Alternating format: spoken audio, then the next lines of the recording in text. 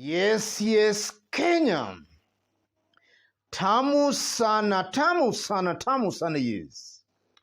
In this video right now, I want us to have a look at a story captured by the Star.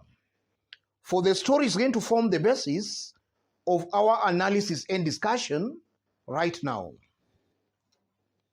Star. Certificate of urgency. Petitioner wants Ruto PS nominees declared illegal.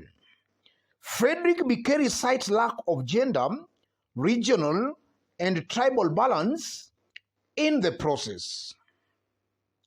A man has moved to court to block the vetting of principal secretaries nominated by President William Ruto last week, citing lack of regional balance and inclusivity. Frederick Bikeri's petition, lodged at the High Court in Nairobi, comes barely 2 days after a Nakuru-based surgeon, Benjamin Magere Gikanye, also asked the court to declare the nominations illegal for lack of regional balance.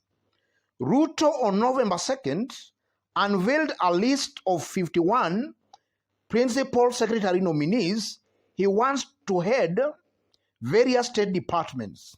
That list has been forwarded to Parliament for vetting, which starts on Monday, November 14th. The story continues.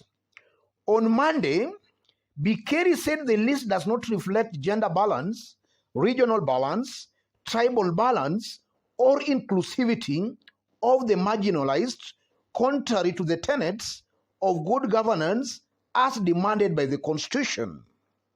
He asked the court to certify his application as urgent. Pending hearing and determination of this application, conservatory orders be issued barring Parliament from receiving the list of nominees for vetting, Bikeri said in his affidavit. And then he continues.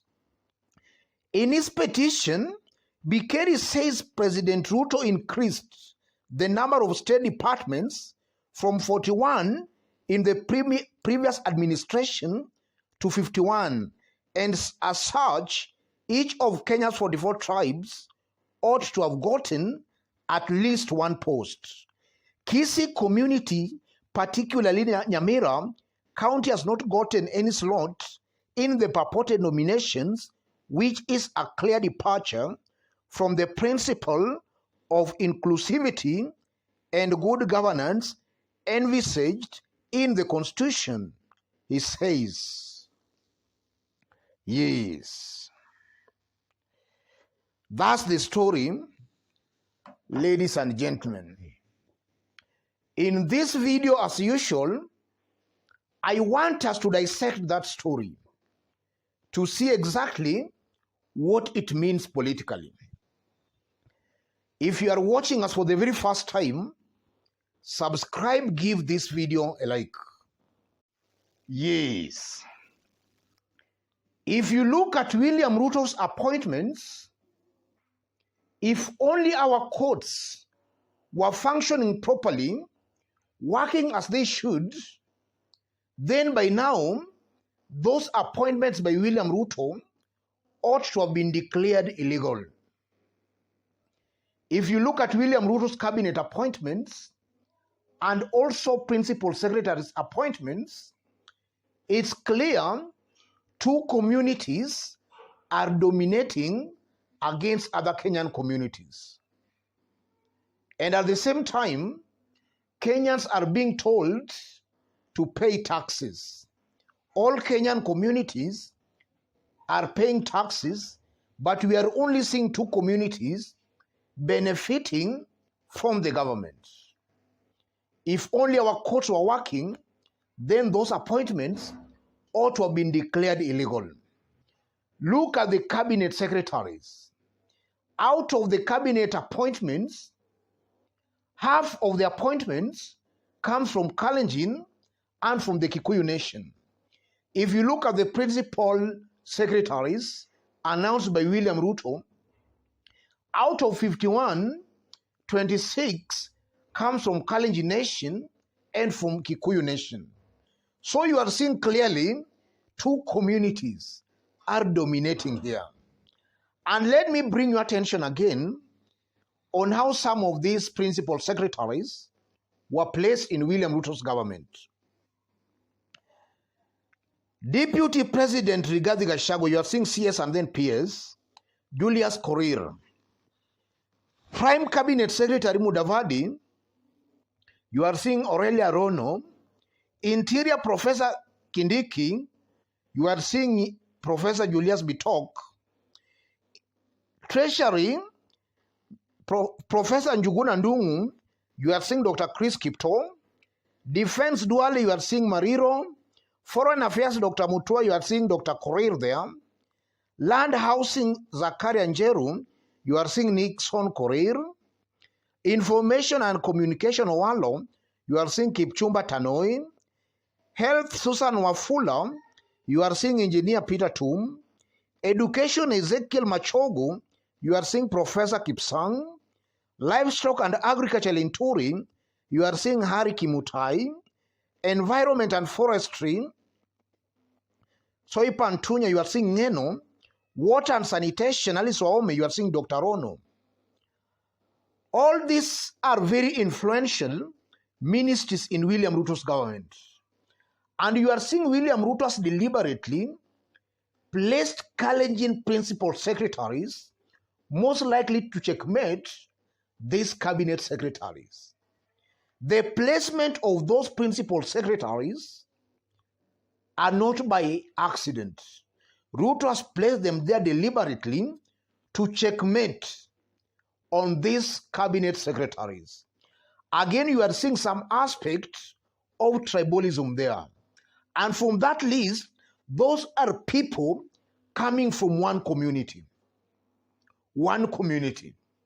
While Kisii, there is not even a single Kisii there as a principal secretary. And you are seeing a list of over 13 individuals coming from one community.